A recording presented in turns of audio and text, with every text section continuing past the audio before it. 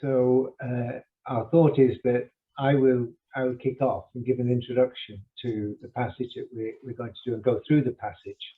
And then Rabbi Roni will also share some thoughts on the same passage from perspective of the Jewish understanding of things. And then we'll split into little groups, smaller groups for little discussion, and then come back maybe for the last 10 minutes or so to see if there's any thoughts that come to us. But this is extremely experimental, and it could all go hopelessly wrong. So please forgive me if it does. And I realize that I chose a really difficult passage to begin with, passage from Romans, chapter 11. And I don't know what came over me when I suggested this passage, but having suggested it, I didn't feel I could bottle out. But here we are,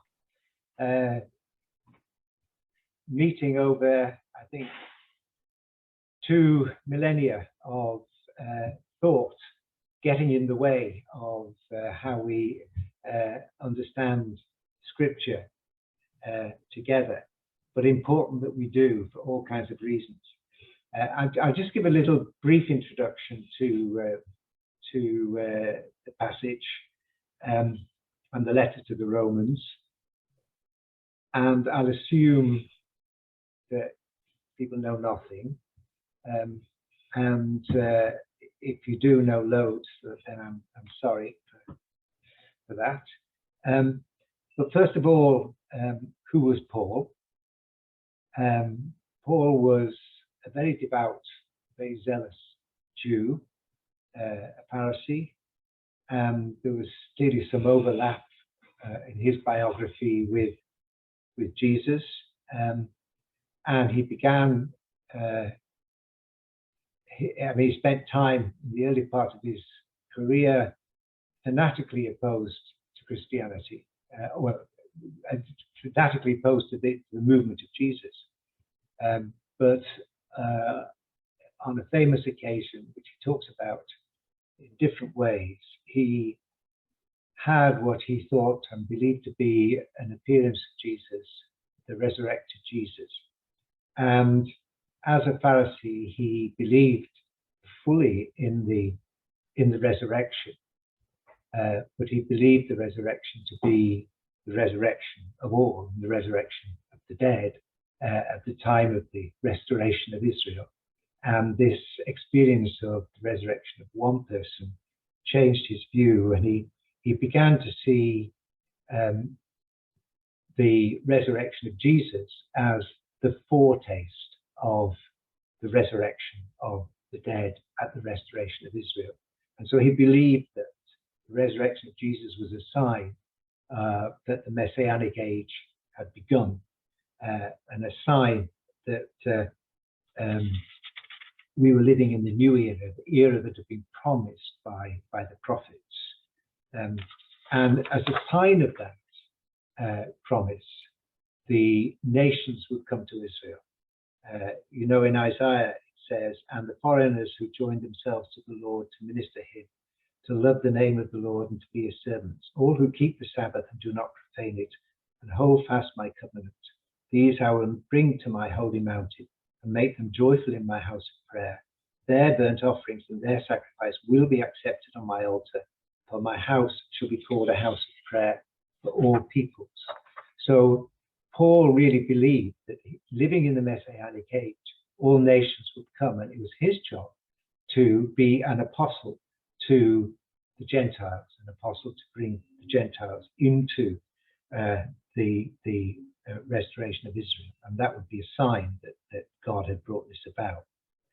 The letter to the Romans was written quite late in his career, around about the 50s, but as you know, that would be a time when the temple in Jerusalem was still standing, and that the practice of faith would be through the temple, and his themes of his book cover the kind of core themes of the distinctive practices of the Jews, circumcision, the Torah, diet, belief in one God, opposing idolatry, and so on. And he was writing at a time when it was really difficult to separate the followers of Jesus from Israel, from the followers of the Torah. So in any discussions that we have understanding this, the term Judaism and the term Christianity are a kind of an anachronism.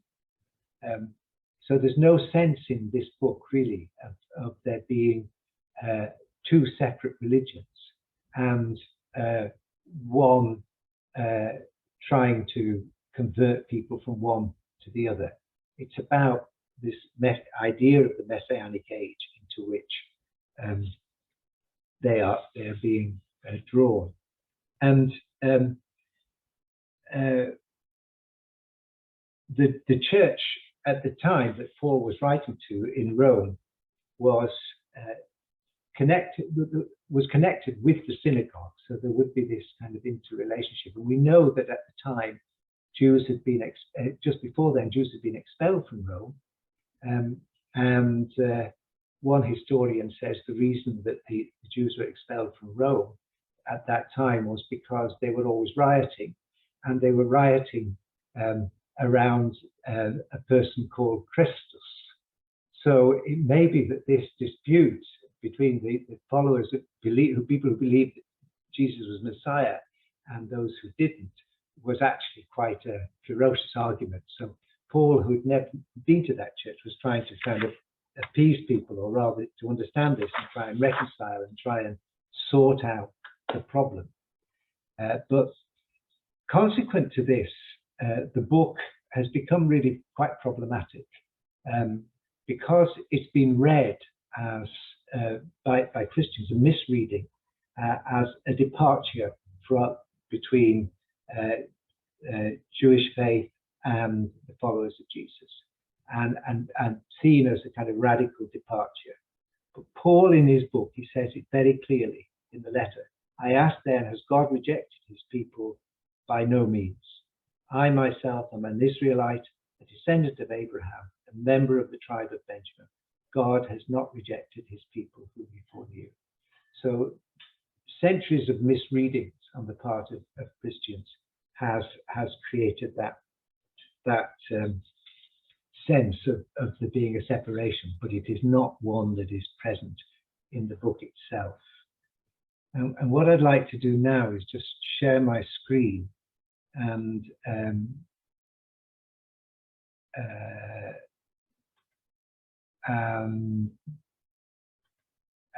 have the text, and this is the text I want us to look at, and I'll just go through it. But if Harley, if you don't mind reading it, because Harley always reads it. Sure.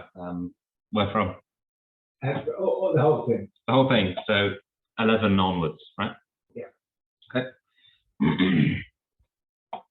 So I ask, have they stumbled so as to fall? By no means. But through their stumbling, salvation has come to the Gentiles, so as to make Israel jealous. Now, if their stumbling means riches for the world, and if their defeat means riches for the Gentiles, how much more will their full inclusion mean? Now I am speaking to you, Gentiles. Inasmuch then as I am an apostle to the Gentiles, I glorify my ministry, in order to make my own people jealous, and thus save some of them. For if their rejection is the reconciliation of the world, what will their acceptance be but life from the dead? If the part of the dough offered as first fruit is holy, then the whole batch is holy. And if the root is holy, then the branches also are holy. But if some of the branches were broken off, and you, a wild olive shoot, were grafted in their place, to share the rich root of the olive tree, do not vaunt yourselves over the branches. If you do vaunt yourselves, remember that it is not you that support the root, but the root that supports you. You will say, branches were broken off so that I might be grafted in. That is true. They were broken off because of their unbelief, but you stand only through faith. So do not become proud, but stand in awe. For if God did not spare the natural branches, perhaps he will not spare you. Note then the kindness and the severity of God. Severity towards those who have fallen, but God's kindness towards you, provided you continue in his kindness.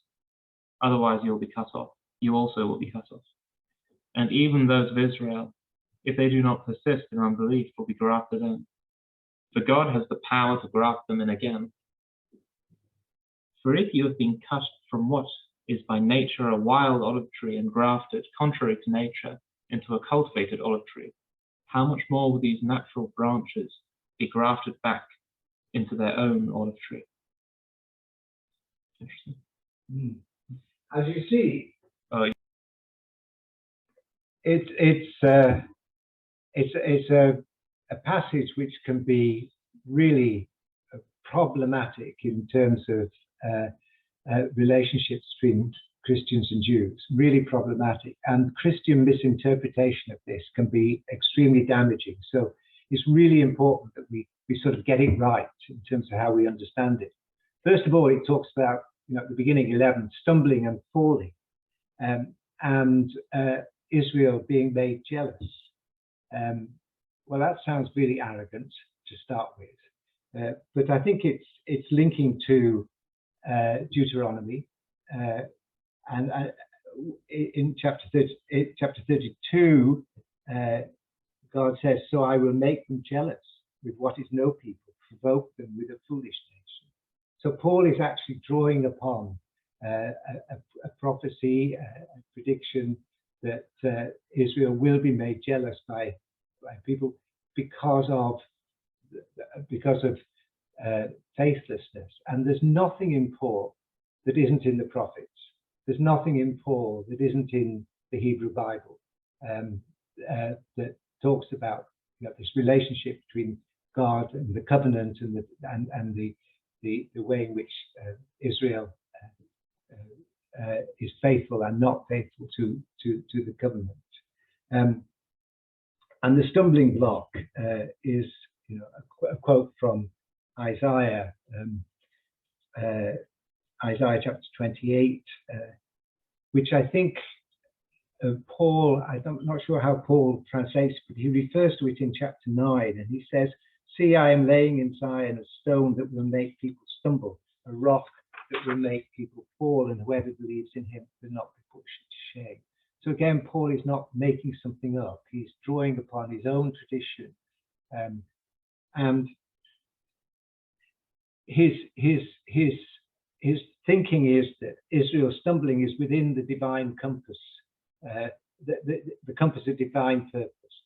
It's a purpose which embraces both the salvation of the Gentiles and a renewed hope for Israel at the time.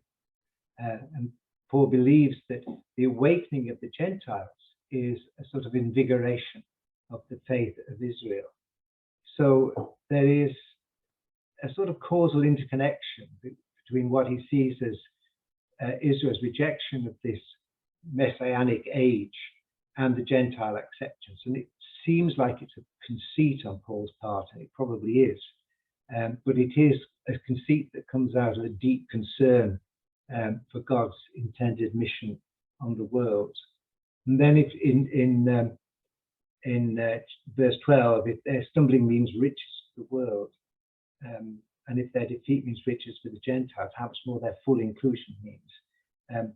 So much wealth has been attained by the Gentiles, how much greater would be the full inclusion of Israel. And in other parts of the letter, he does talk about the remnant, and understands that there is a remnant of Israel that is faithful.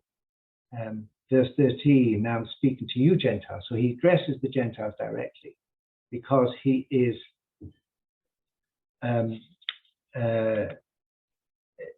that's how he sees his role, and that was his role.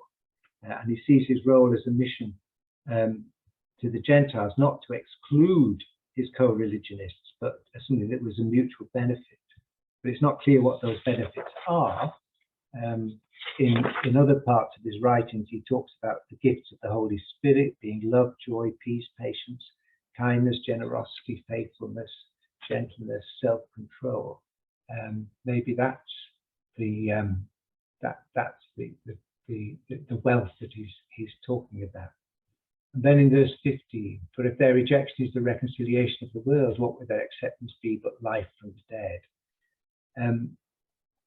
Israel's rejection has been brought about the inclusion of the Gentiles, but it is an acceptance by Israel of the resurrection. It's not about come and be a Christian, but it's about come and be part of the resurrection, come and be part of this essential element of the end times, which is read about in the book of Daniel, and the book of Daniel is really important here. This view that there will be a resurrection of the dead, and all of Israel who had died would come alive again to be part of the kingdom of God, and that the children of Israel would have a share in this God's kingdom through the resurrection. So what he's hoping for and praying for is the end, the complete restoration of Israel and the complete reversal of the way in which the world is being run. And then from verse 16, we get this: if the part of the dough offered as first fruits is holy, then the whole batch is holy. And this refers back to Numbers chapter 15, which, when the first batch of the dough is to be a donation to God. And the first fruits that he talks about is sort of a down payment on what is to come, on the resurrection that is to come. Paul talks about in other parts of his writing as being the resurrection of Jesus, being the first fruits of those who rise from the dead. And then we get, and the root will be the patriarchs, of course. The roots will be Israel itself, and the story of Israel. First fruits is holy, then the whole batch is holy. The root is holy. The root is Israel. The root is the Torah. The root is the prophets and the wisdom literature. And that there's nothing that the Jesus movement can do without that root and outside of that root. That's absolutely clear to Paul. And then he has this rather strange allegory of the olive tree. And in Jeremiah, Israel is talked about as an olive tree, a green olive tree, fair with goodly fruit. And in Hosea 2, Israel is described as his beauty should be like the olive tree. And then he talks about this distinction, that some of the branches being broken off and you, a wild shoot, were grafted in their place. And he distinguishes between this cultivated and uncultivated. And now he's talking really to the Gentiles, to the new believers.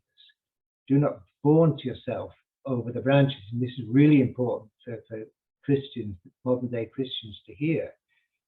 Don't vaunt yourself. Remember that it's not you that support the roots, but the root that supports you.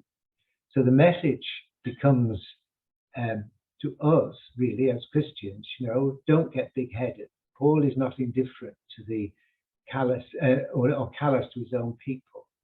And he reminds, that the new converts, that they are the wild ones, they're the strangers. It's not our party. Verse 19, you will say, branches were broken off so that I might be grafted in. That's true, they were broken off because of their unbelief, but you stand only through faith. So do not become proud, but stand in awe, for God did not spare the natural branches. Perhaps he will not spare you.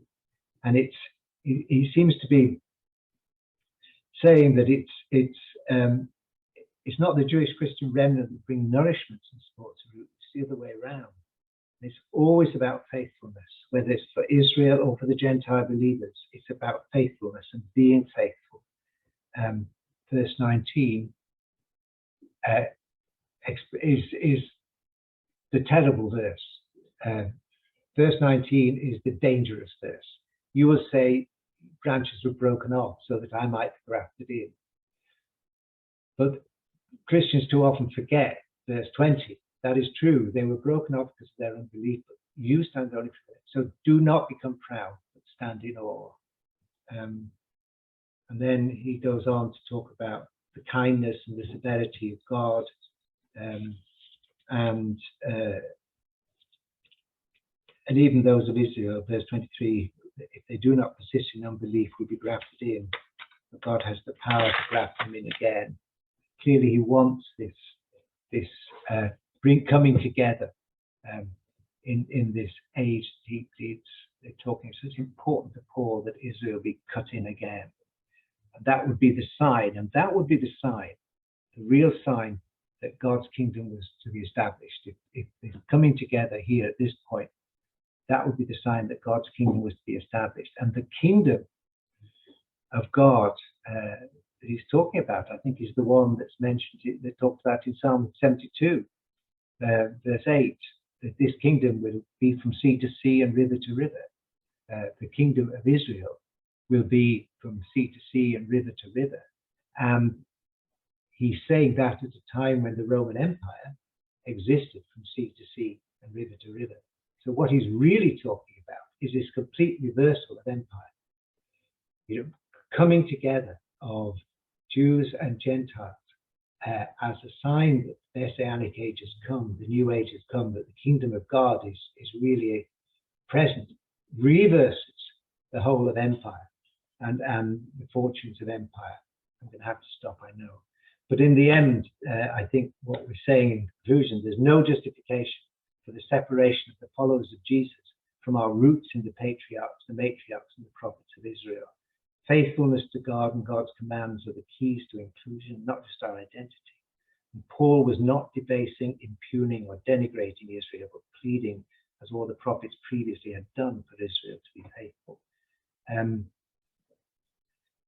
So I think I know that there are dangers and difficulties and problems in this text, you know, that it sounds extremely arrogant in places and dismissal, but I don't think that was the intention of Paul. And I think the most urgent task, and then we're doing it tonight, is to rediscover our relationship after 2 millennia of misinterpretation, misunderstanding, and misreadings. And at the end of the day, our Christian faith is that salvation cannot be, we can never have salvation without Israel and apart from Israel. Ronnie, I've spoken too long. I'm sorry. It's quite all right. I'm thinking anyway, we might not want to do smaller groups, given that we are a largely church group here. Perhaps we can have a discussion amongst everyone. But thank you. That's really very interesting. I'm going to override your screen share and share mine, if that's okay. Which is my own notes. And if anyone would like to see it later, I'm just going to put the link in the chat. So this is a website called Sepharia, which is a wonderful resource for Jewish texts, many of which are available in English. It's really a fabulous resource for Jewish learning.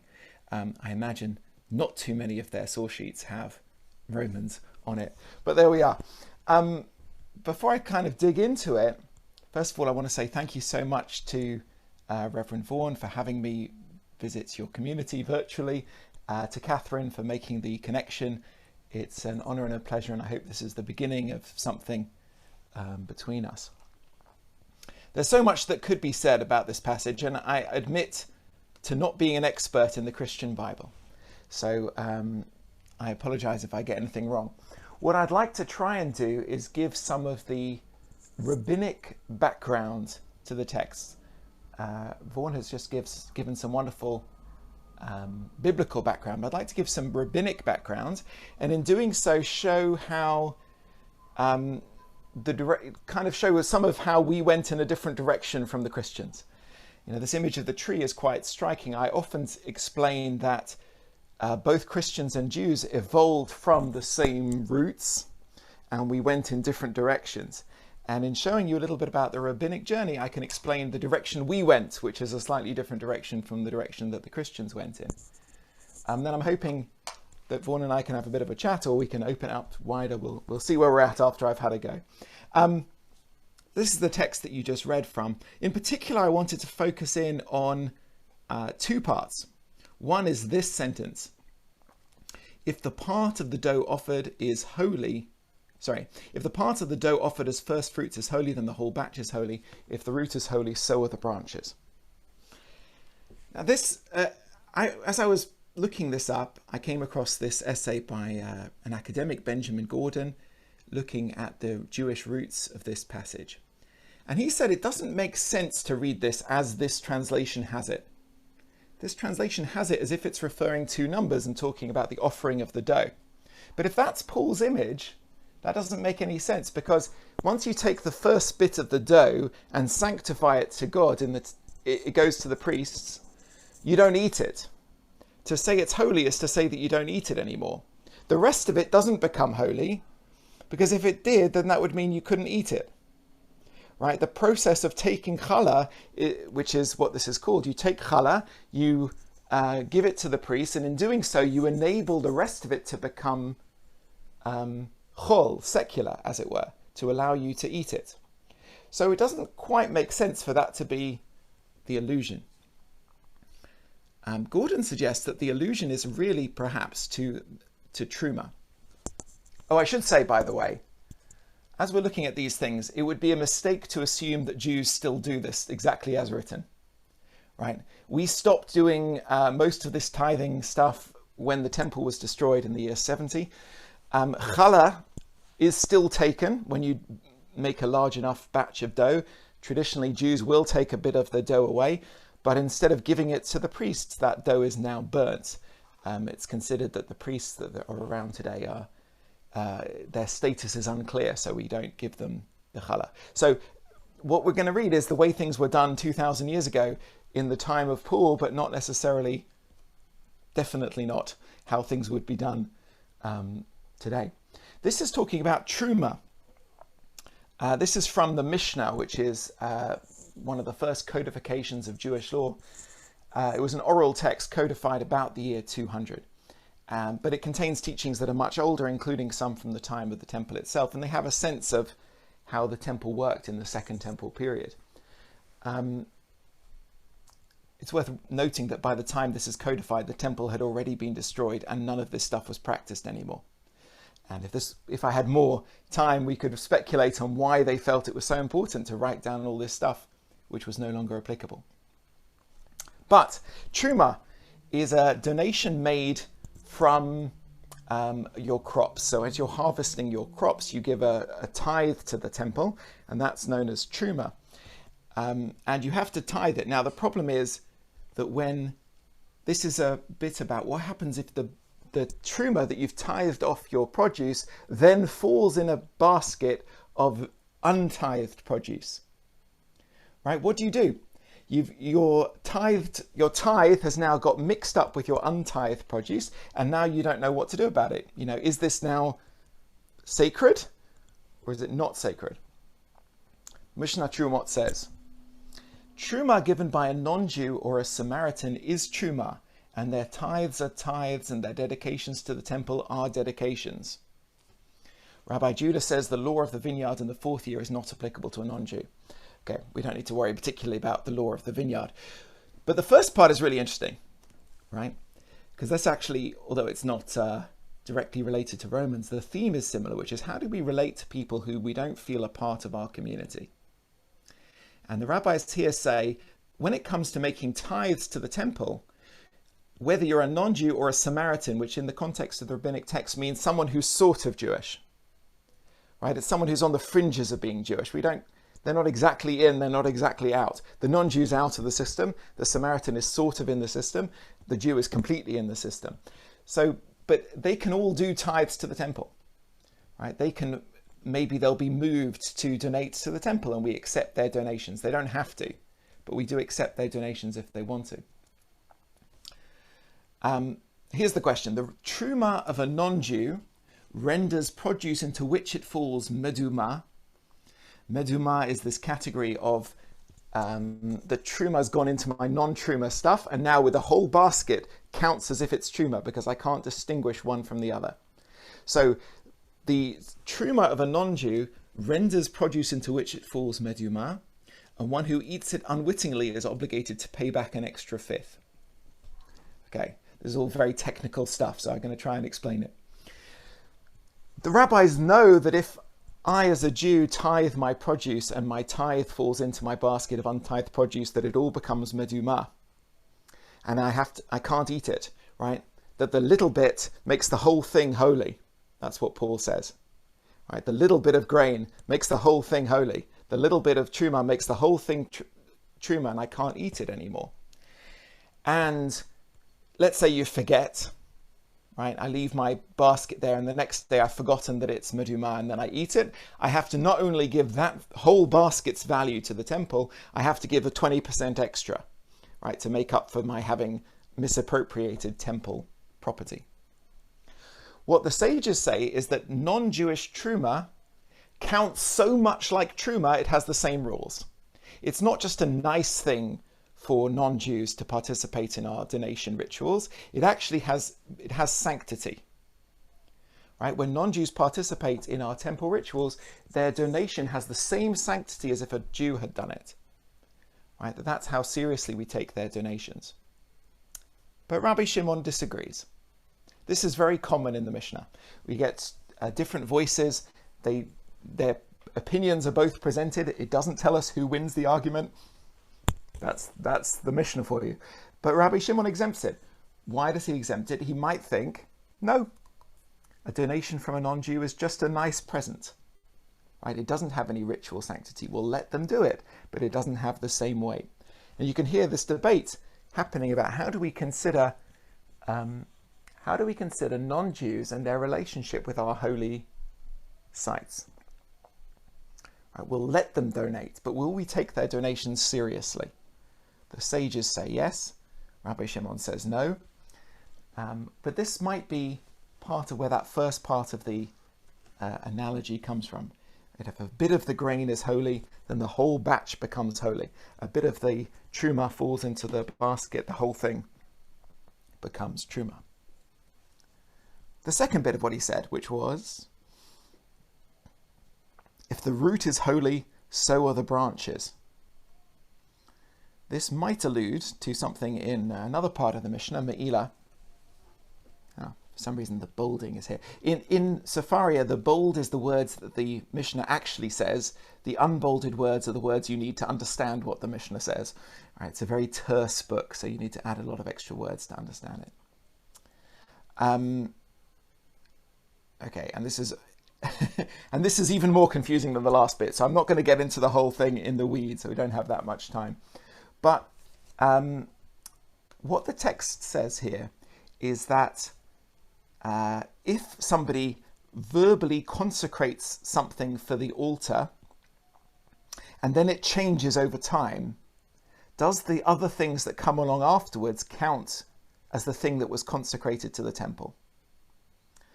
Okay, so for example, I consecrate my dovecote when it doesn't have any pigeons in it, and then suddenly it's full of pigeons. Have I also consecrated my dovecote? That's the rabbinic, the doves, right? I've definitely consecrated the dovecote. Have I also consecrated the doves? That's the question. And this is what is said. If one consecrated an empty cistern and it was subsequently filled with water, or if one consecrated an empty garbage dump and it was subsequently filled with manure, I don't know why people are going around consecrating garbage dumps, but maybe they are. Or an empty dovecote and it was subsequently filled with pigeons, or a tree without fruit and it was subsequently filled with fruit, or an empty field and it was subsequently filled with grass. In all these cases, one is liable for misusing them, but one is not liable for misusing that which is within them. Right. So in other words, the dovecote is consecrated, the doves are not. The doves belong to me still. The field belongs to the temple, the grass belongs to me. Rabbi Yossi disagrees and says in the case of one who consecrates the empty field in which the grass grew, or the empty tree on which fruit grew, one is liable for misusing both them and their growth, because these are growths of consecrated property. In other words, there's a difference. There's a difference between the dovecote that suddenly fills with doves and the tree that produces fruit, because the tree is always going to produce fruit. Right? That's a natural growth of the tree. The field is always going to produce grass. It just hasn't yet. But when you dedicate your tree, you expect fruit to grow. When you dedicate your field, you expect the grass to grow. And even though it doesn't say if you dedicate the roots, right, that you expect the shoots to grow, you can hear that Rabbi Yossi's opinion here would line up well with Paul's analogy. Right? If the root is holy, so too the growth that comes from it. If you consecrate the bit which is there in the ground, of course you're expecting stuff to emerge. It sounds likely that this is some of the context that might be going on in the background. What's very interesting to me is that Paul is using these analogies in his letter to address this section, it seems to me, is addressed to the non-Jews, to the Gentiles.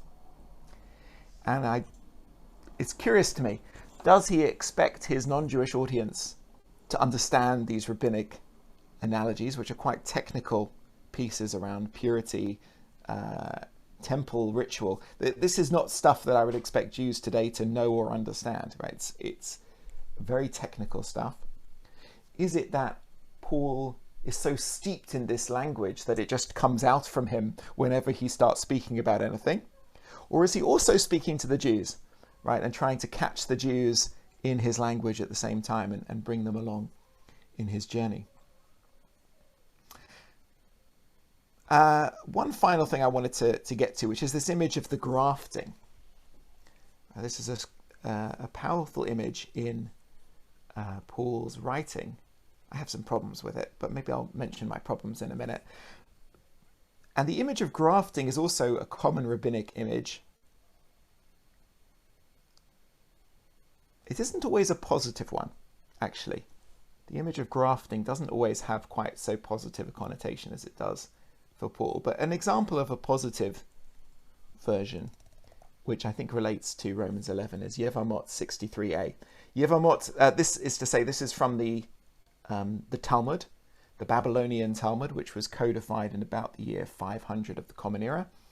And he's quoting someone who's a little bit earlier. I can't remember exactly when Rabbi Elazar lived. Anyway, the Talmud says, Rabbi Elazar said, "What is the meaning of that which is written? And in you shall the families of the earth be blessed." This is God speaking to Abraham.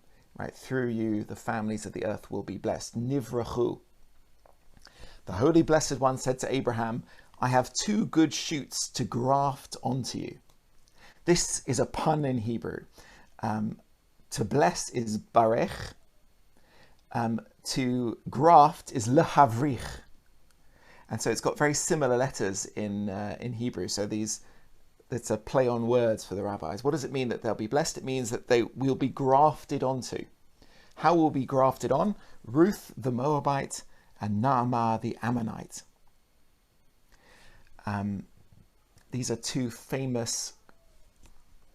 I'll back up. According to rabbinic thinking, these are two famous converts to Judaism. That is clearly not what the Bible is thinking about when it's talking about either of them. The idea of conversion didn't exist in the biblical period. And it seems to me that the idea of conversion is bubbling up around the time that Paul is writing his letter, actually. The idea that you can become something is only just happening around the time of the Mishnah. But in other words, people will convert to Judaism. Ruth the Moabite, who we were just reading about this weekend, it was the festival of Shavuot. And one of the reasons we read about her is because she's considered to have accepted the Torah herself, to becoming a convert. All the families of the earth means even families that live in the earth, i.e. who have land of their own, are blessed only due to the Jewish people. Similarly, when the verse states all the nations of the earth shall be blessed in him, it indicates that even ships that come from Gallia to Hispania are blessed only due to the Jewish people. So I wanted to say a few things about this passage. Firstly, it has the image of conversion, or kind of joining a community, as grafting, and Ruth and Naamah being grafted onto the Jewish community as a positive step in the same way that Paul does. But it also if we're going to be talking about some of the challenges we have within our own communal texts. One of the challenges in Judaism is we tend to think we have a bit of an ethnocentrism, perhaps, a bit of a view that, like it says here, that everything's only blessed due to the Jewish people. That I suspect we have such tendencies within our text because we've spent so many centuries being oppressed and struggling with anti-Semitism. But nevertheless, it can be uncomfortable reading such pieces when you don't necessarily think that's the way the world works. So, just to wrap up then, it seems to me that Paul's images of the sanctity of things sort of spreading out perhaps emerge from rabbinic thinking about truma and consecrating trees and stuff like that. And that this image of grafting, especially as a model of conversion, seems to be common to rabbinic and early Christian thought. I would say my problem with Paul's writing, and I'd be curious, Vaughan, if you have I don't know if it's fair to put you on the spot here, but the problem I have is his vision of where the Jews fit in the world, right, is that either the Jews are part of that tree which becomes Christianity eventually, or they're fallen away, right? Either you're attached to that tree which is Christianity, or you're fallen by the wayside, you're kind of dead and broken off. Neither of those really suit me. So I just wonder really, I guess two questions. One is, is there room for Jews to continue doing Jewish in Paul's vision, in Paul's writing? And how do you see yourself in this vision of the grafting?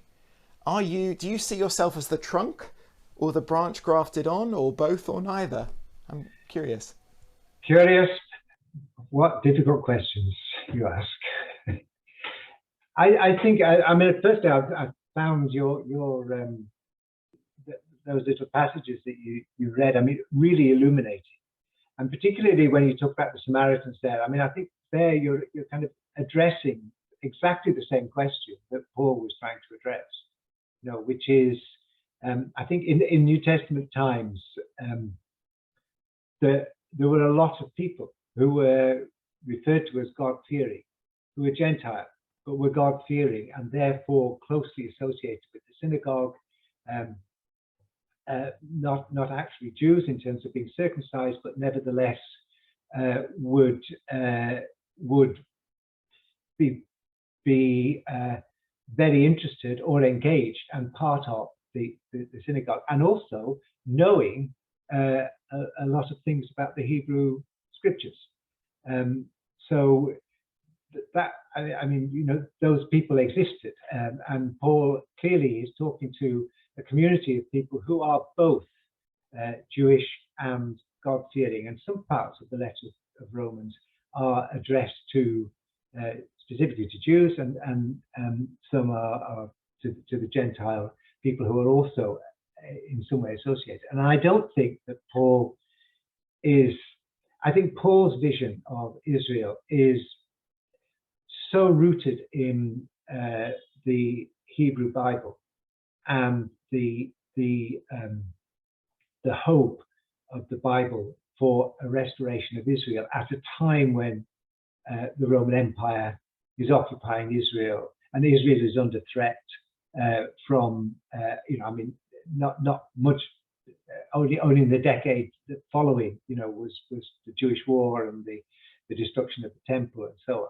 So I think he's so immersed in Israel's future and God's salvation of Israel, and so as the prophets thought was still faithful, that he is not thinking in the way in which we tend to think about Israel or Christianity. I mean, I don't think that enters his consciousness at all. It's very much about, this is the moment when Israel is to be restored, and it is going to be the kingdom of God is going to be there, and the sign of that is that all nations come to Mount Zion, and that's what he's hoping for, and that's what he's trying to achieve. So that awkward stuff around grafting and not grafting on and all the rest of it, I think is more addressed to the Gentile believers and trying to entice them into Israel. I mean, I think that's really the way I would see it. In terms of where we see ourselves, I mean, I think, we've got 2,000 years, 2,000 years of separation and 2,000 years of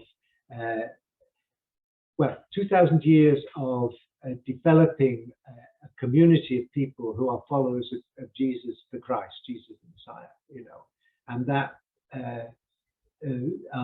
our faith in Jesus has become so strong.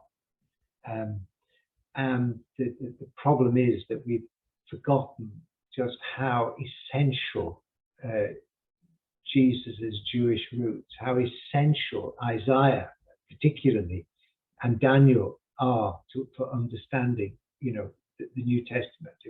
We've kind of forgotten how important they are and just got our own thing going.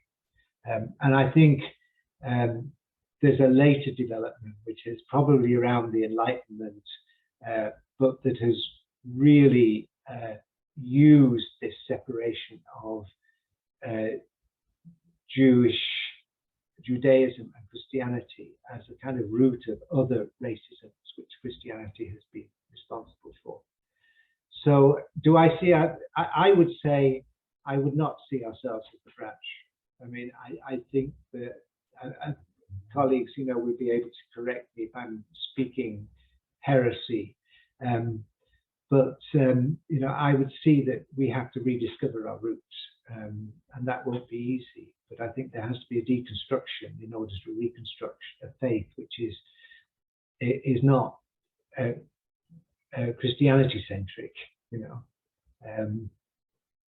which can be coterminous with ethnocentrism, sort of Eurocentrism, certainly in certain ways.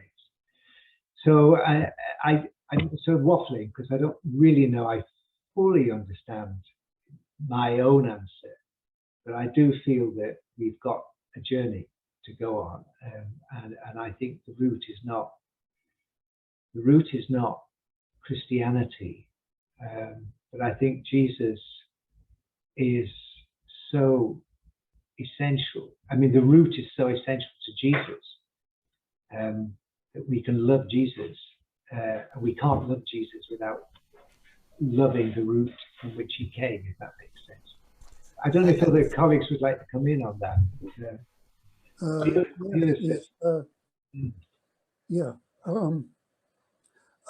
I think one thing that has been lost is complexity.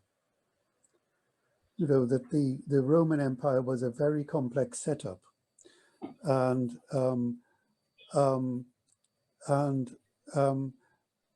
that you had all the different ethnicities and their very complex interrelationships, and I think we lost a lot of that complexity when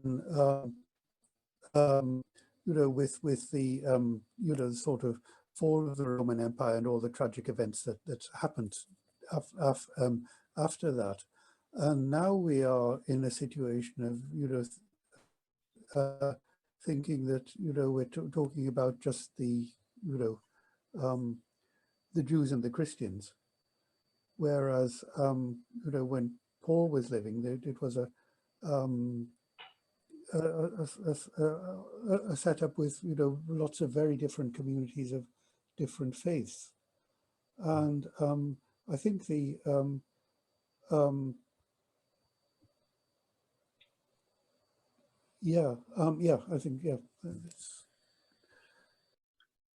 I mean, I was given, for the first time in my life, I've actually seen a tree with a branch grafted on. I was given a cherry tree for my birthday a couple of weeks ago, and it's two different types of cherry, and there is a branch grafted onto it. You can see it's taped on. And so for me, what Paul is saying, or what I get from Paul, is that the root and the main branch is still Judaism, and the Gentiles have been grafted onto that branch, onto that tree, I mean, and they will bear different fruit. And I hadn't really thought of it that way until I was given this tree and thinking that actually it'll have two different types of cherry. And so you can actually have the same tree with a branch grafted on, bearing two different fruit, the fruit of Judaism and the fruit of Christianity. So that's really brought this illustration to life for me.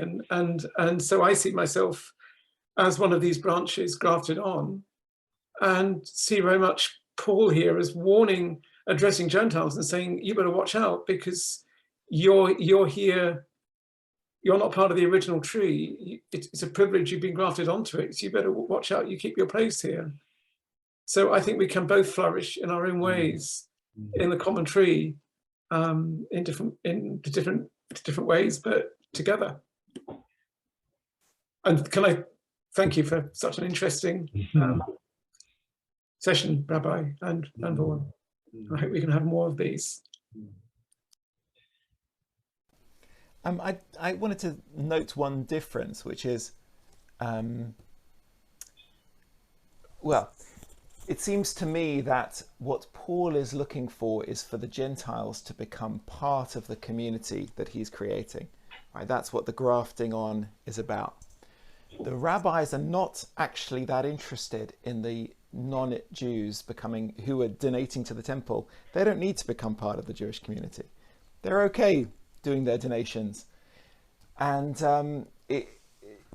I wanted to use it as an excuse really to talk about that. One of the core differences is, as we evolved, that Christianity saw its role as trying to bring people into its faith, and Jews were not so interested in doing that. Like, we don't generally go out and try and convince people that they should become Jewish. My mother gave a very interesting talk about this on Saturday night for those who heard it.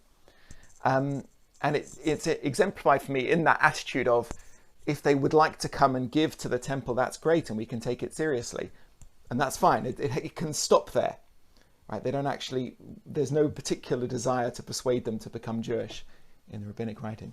I'd love to hear some more thoughts from other people.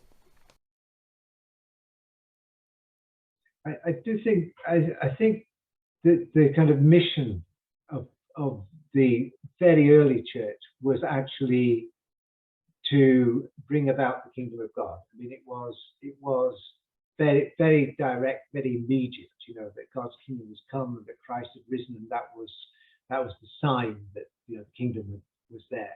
I think the later thing about drawing people into an institution called the church, I think is a different dynamic, and it's not the dynamic of the New Testament.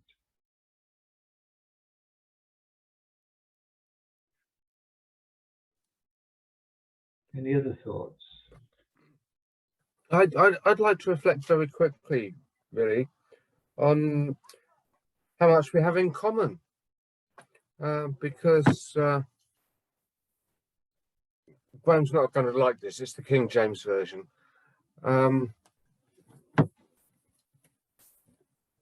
That chunk there, that's the one that Judaism and Christianity will follow. The books aren't in the same order in the Tanakh, but it's basically following the same stories and lessons. And the Christian supplement, if you like, is just this little section here. So really, we are following a lot of commonality here. Statistics prove it, don't they, Andy? Yes. Yeah. I mean, we're the supplement. I don't know about that either. Well, I don't know. I mean, we kind of normally quite strict about keeping to our hour, and this hour's gone so quickly. I need to be quite strict about our hour, so let me do a quick plug. So next Thursday night at 8 o'clock, my usual weekly parashah class, looking at the weekly Torah reading. It'll be we're going to be hearing from Reverend Vaughan talking to us about a Christian view of our weekly Torah reading next week, which is a section from Numbers. I've forgotten the chapter. Do you have the chapter there? I can't remember. Is it 11? I think it's 11. Is it? Maybe no. Anyway, it's good Anyway, stuff. we'll get it out. It's a bit about the appointment of the elders. It's a good stuff. It's going to be next week at 8 o'clock at our weekly Parsha class. And great pleasure. This was fun. Happy to do this again in future. Thank you, Vaughan, for having me. Thank you, everyone. Thank you. This has been really illuminating, and we're so grateful. And I'm sure it's the beginning of a great relationship and friendship. Hope to meet you all again, and lovely to see you. And thank you. Thank you. Thank you. Thank you very much, Roni. Thank you. Bye-bye. See you soon. Yeah.